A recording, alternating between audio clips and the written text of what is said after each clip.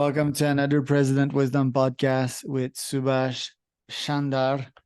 He is president at the Smart Cube, vice president, that is, currently head of a 450 member team. So that's a lot of humans. And now takes services through AI and HI cross industries. And we're going to talk about risk today. We're going to talk about insights and a bunch of industry market research on agriculture, aerospace, defense, chemicals, CPG, oil and gas, etc., etc. We're going to talk about his book, Risk and Your Supply Chain. That's going to be fun, and everything in between. This podcast is brought to you by potpire.com. If you want to start, scale, be invited to a podcast like this one. If you want to learn from people, if you want to connect with them, network with them, and get clients and leads and grow your community. That's everything that podcasting can do. And I can book 100 of these pods that can become clients for you in your calendar on a weekly basis. So podpire.com for my podcasting agency. Subash, welcome to the pod. Can you tell us a bit more about yourself and the Smart Cube? Thanks, Charles. Thanks for this opportunity. Went through quite a bit of your podcast, and that kind of kept me awake at this time of the night. Thank you, first of all, for this opportunity. Hello, everyone. Great to connect with all of you. So, let me tell you a bit about myself before I speak about the Smart Cube. So, I'm Subash, and I'm based out of New Delhi in India. In my current role as the vice president at the Smart Cube, I had a team of about close to 450 people spread across different parts of the world, primarily located in India.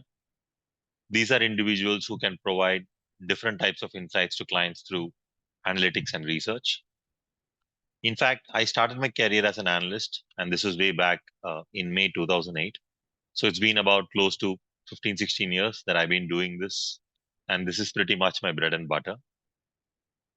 In terms of my education, I carry an engineering degree in electronics and communication. Now, a bit about the Smart Cube.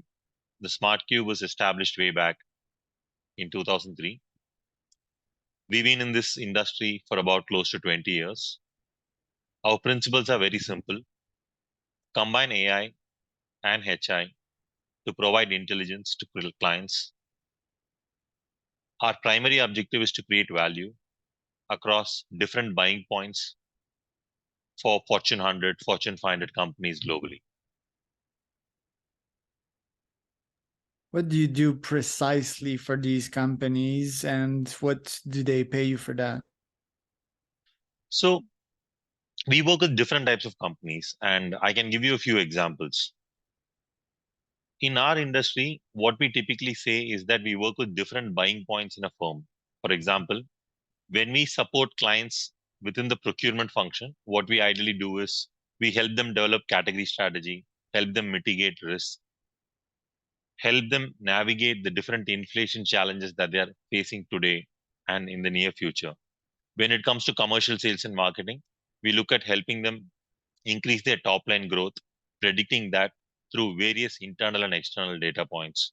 We also have a financial services firm where we look at providing a lot of credit, equity, and quant research for clients globally.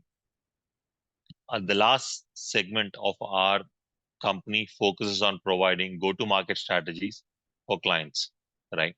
So, in short, let me put it this way. We collect a whole host of internal data from various disparate sources within the organization. We collect a whole host of external data. We apply different types of modeling techniques, research techniques. We make sense out of that data and then provide intelligence to our clients.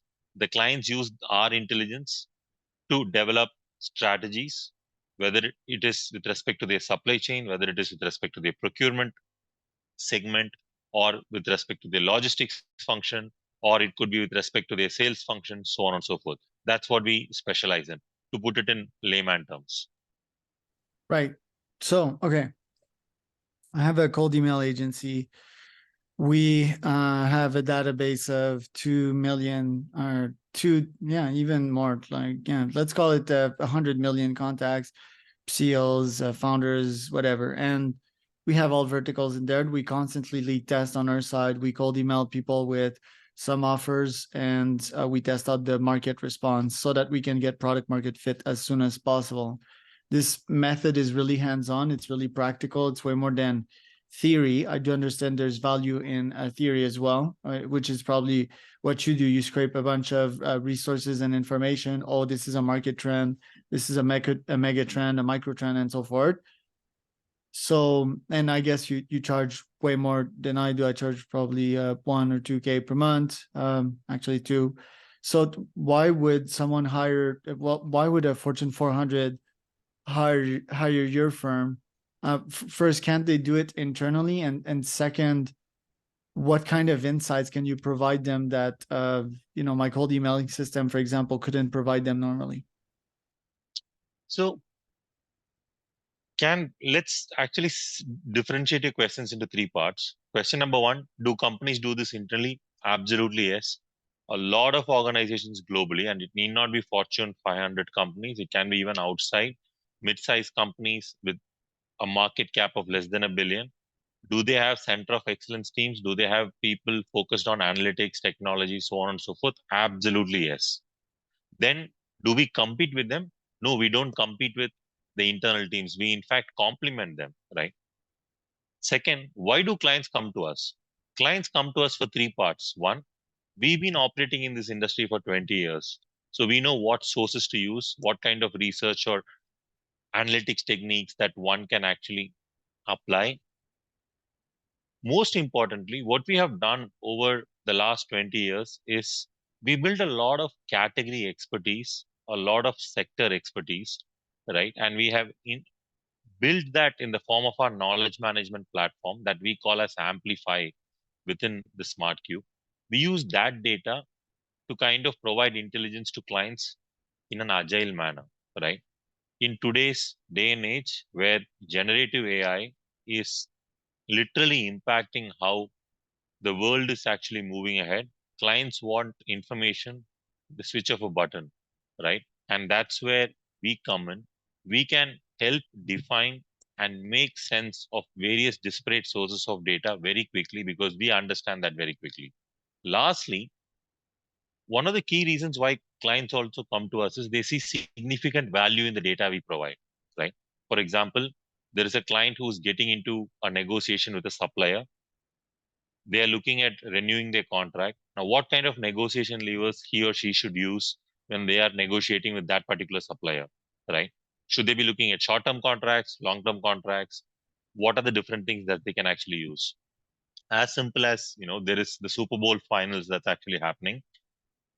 How can you actually promote a product during that finals, and how will it actually impact your top line, right?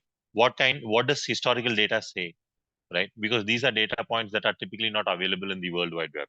So we partner with different agencies to collect that data. So in summary, our experience over the last 20 years has helped us deliver value to our clients globally, right? And this is across different sectors, be it aerospace and defense, be it retail, be it CPG, be it, chemicals, so on and so forth. That's precisely why I feel clients actually come to us. And it's great. I'm looking at Amplify Pro here, and the value prop seems to be humongous. 425 category insights dashboard, 80 integrated commodity dashboard, 9,000 commodity price data across agro, dairy, etc., etc. 150K suppliers via craft with 8K suppliers tagged to 750 categories. So that is food for my brain. I often entertain the dream of having an AI that could get me instant product market fit in pretty much any category. That's my evil world's domination plan, and this would potentially break markets instantly in the stock market, if you know exactly what's going to happen or have a good shot at making it happen. The stock market seems to be a great output, seems to be a simple output because all you need to do is place bet. Just like my cold email machine is somewhat easy because it's direct market feedback that you get. Then I guess these companies, they deploy ads, they have sales channels and so forth to test out these theories about the numbers that you gave them and the insights. Would you picture such an AI machine that could take these insights, implement them instantly, and get results the day after, so that the one that would own that would become very rich very soon? I I really wish I could say yes, and I really wish either of us actually own it. But the reality is, we are still not there yet, right? And let's take this classic example of ChatGPT, right? What is ideally happening is ChatGPT has its own limitations in the sense that it can only provide data till 2021, end of 2021, like somewhere around September, October 2021, right? There are different types of tools like Pi. Google is launching its own tool, right? Microsoft is kind of behind funding quite a bit of these generative AI tools. It's not very far off, but at the same time, the only thing that's happening is we are taking different steps to go towards that milestone that you're actually talking about. Now, I can give you 2, 3 use cases quickly. Now, if you look at Amplify Pro, what you shared is just a tip of the iceberg, right? Now, we've recently implemented our own natural language querying program as a part of Amplify Pro, where you don't need to click different tabs and try to find out what report you actually need. You can simply ask a question, right? And Amplify Pro throws a result. So it's more conversational, right? It's like you're actually interacting with someone, and it actually searches for information within Amplify Pro rather than the World Wide Web. So the information is even more concrete, right? So what I actually see is clients are using generative AI in different cohorts, in different pockets. Some of them are already very advanced. Some of them are keeping track of it. I do believe that in the next 2 to 5 years, the impact of generative AI across different business functions, be it procurement, be it supply chain, be it, let's say, for example, even a self-serve tool like Amplify Pro, or generating leads, as you are actually talking about, or you're looking at the entire sales function. Generative AI is actually going to have humongous impact. But how soon will we have an impact? That's very debatable, because there are certain pockets where the impact is already very humongous and positive, and there are certain pockets where the impact is not really that high, right? So I would preferably say that in the next 2 to 5 years, I do see a lot of progress is happening. Companies are really investing in this market. There are dedicated teams set up by clients, set up by service providers like us, and then there are the whole Gen Z cohort who are very on top of technology. They know how to use different tools, and they are also experimenting with this. So I do see this as a huge opportunity, and it's really exciting times ahead. And how do you leverage human intelligence into that? Because you manage 425% humans. They could be the very top of thinkers in society. I mean, they're not all thinkers, obviously. You manage a bunch of different types of folks, but my thesis is that only the 0.1% will survive in this market with AI coming. So, and that's where I believe human intelligence, HI, is valuable still. So, is that your thesis in your case? Do you hire the very, very cream of the crop? And how do you believe that HI will play with AI currently and See, 5 to 10 years from now? currently, and even 5 to 10 years from now, I very strongly believe that AI and HI will learn to coexist. I do agree with your hypothesis that AI will replace a lot of HI tasks, right? And let's take a very simple example. One of the biggest challenges clients want to know today is there is so much information from the World Wide Web. They want to, you know, remove the noise, navigate through the clutter, and look at those unique items that will be of useful to them. To ensure that this process is enabled, we can use different types of natural language processing techniques, or different complex algorithms, to go through the entire World Wide Web, collect those news articles or those information that's actually out there on a near real time basis, and ensure that they are reaching out to the client in the right manner. Now, this entire process can be automated. There is absolutely zero issues there, right?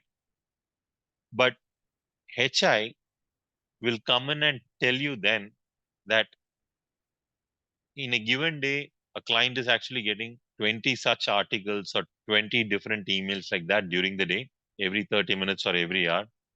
But if HI can come in and tell you that, hey, out of these 10 different articles or 20 different articles, here are the 3 different articles that you definitely need to look at because this is having an impact on your top line directly, right? HI today is in a position to rank that article, validate that information, and provide that direction to the article. It's only HI that's actually training these programs, these querying models to ensure that AI actually improves. So I do strongly believe that AI and HI will continue to coexist. Though I do agree with your hypothesis that AI will slowly start eliminating different HI tasks. It could be as simple as, if we had to do this 5 years back or 10 years back, we would have had a 25-member team searching the World Wide Web, right? But today, we don't need to do that. We can, in fact, we don't even have anyone doing that today currently, to be very candid with you, right? Our algorithms throw that data, and then all the analyst needs to do is to validate that data. Throw me a couple of insights, rapid fire wise, in all the industries that you specialize in. I see oil and gas, I see consumer packaged good, life science, financial services. What's up in these sectors in 2023? You can go macro or micro as long as it's under a couple minutes here. Sure. So let me talk about 3 interesting challenges that's actually happening, right? I think 2020 was definitely unprecedented for the world. No one expected that, the world will go under a lockdown. What companies learned globally was they need to ensure that they are securing supply. They need to ensure that they are willing to navigate through the crisis by operating in the new world order, right? Which is the whole hybrid work from home model, etc. What that resulted in was in 2020, prices of raw materials actually declined. 2021, market started recovering. And this is common across all these sectors that you were actually talking about. 2022 was inflation. And in 2023, the prices slowly started falling down. So what clients are typically doing in these sectors is to go back to different suppliers and looking at how they can renegotiate contracts, generate savings, so on and so forth. And this phenomenon is likely to continue in 2024 and 2025 as well. Managing inflation will be one of the key asks at the CXO level in any Fortune 50, Fortune 100, Fortune 500 company. Number two, while managing inflation, clients will continue to look at innovation as one of the core focus areas, whether it is generative AI, whether it is identifying companies that are coming up with new technologies or advanced automation techniques that can help them achieve results faster. Innovation will be one of the core focus areas as well. Lastly, we are all talking about climate change. We are all talking about science-based targets, so on and so forth. Sustainability will continue to exist. Clients across functions, even if you are tomorrow conducting a marketing campaign, it will have an element of sustainability in it. So to me, there are 3 important themes that will continue to be focus areas at the CXO level for the next 2 to 3 years: managing inflation, innovation, and sustainability. It's pretty good. And what are your top 3 goals for this year? Top 3 goals for this year at the personal front. I've been like, I've been trying to read an autobiography a month. So that has been going so far so well. So I'd like to continue in that particular journey. Second, I do want to use this year to look at what else I can actually do in the long term, because there have been a lot of opportunities that have been opening up. It's very important that I learn different practices, techniques that are coming up as well, because with the advent of generative AI, the world has really changed, right? Third, one of my personal goals has always been that no matter where you are, it is important to ensure that you're kind while setting your bar very high.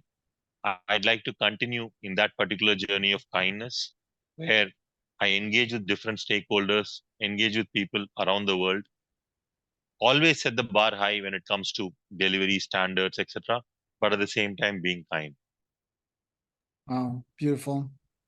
And last but not least, your book. Tell us a bit more about risk and about why you wrote that book. Yeah, so this book has been in the making since Brexit, right? However, in 2020, I'll say that the world experienced something that, you know, all CXOs describe that as the most significant crisis of our times. It was very disruptive, unparalleled, unmatched, unprecedented. If we convince ourselves that this was an event nobody could prepare for, I believe that we are not preparing adequately for the next crisis. So my primary focus was to bring out some of the learnings that we've had over the last 20 years. So me and my colleague Omar, we came together, put our collective thoughts together, and looked at how companies can mitigate risk, because that is going to be one of the key focus areas for organizations globally over the next decade and even more. So we wanted to share all our learnings, and we thought that 2020 was the best time to go ahead and share that book, because risk was right up there in every CXO's agenda. Of this, where can people find out more about you, Subash? Did you say where can people find more about me? Yes. Okay, so definitely, you can always reach out to me on LinkedIn, right? And you have my email ID as well. Uh, Feel free to drop me a note anytime, and I would be more than happy to set up a call, or get onto one of these chat tools to kind of share my experiences, and at the same time taking learnings from leaders globally as well. And I'm Charles Cormier, host of founder wisdompodcast.com and CEO wisdompodcast.com. That was Subash Chandar.